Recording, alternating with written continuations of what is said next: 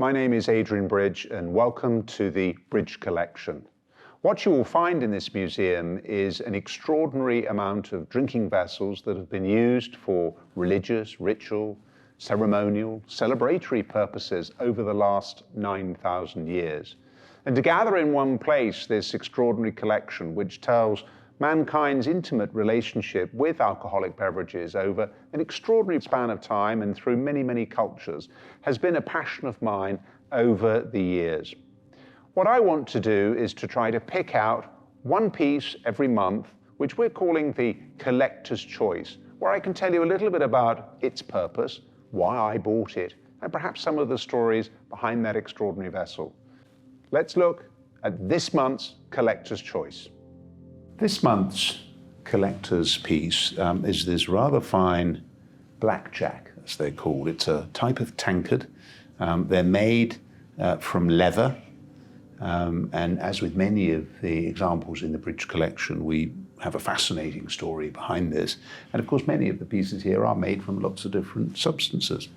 This particular one is fairly early, probably the very end of the 17th century, early part of the 18th century. And it's a typical type of tankard that we find in medieval times, and that is that the base here is a little bit wider than the neck in order to create greater stability. And often these were used on ships.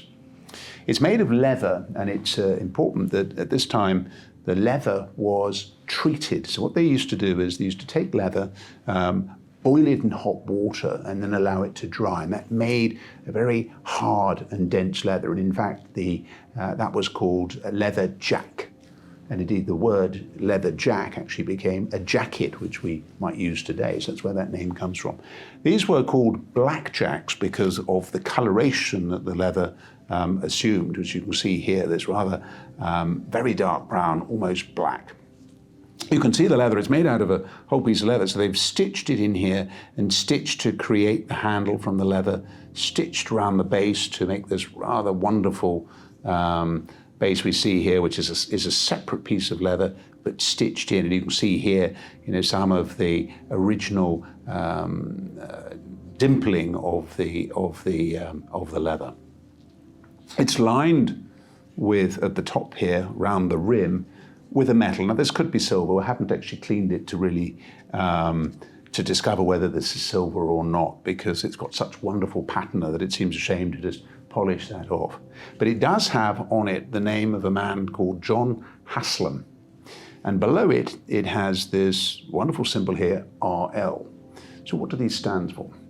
Well, what we know about John Haslam is that he was married in 1707 to a lady in a street called the Red Lion Street in Spitalfields. Red Lion Street took its name from the pub, the Red Lion, that was on that street in Spitalfields. So what we can probably assume that we know Haslam is married there in 1707, so it helps us to date this. The tie-in to the RL, of course, puts it at the Red Lion.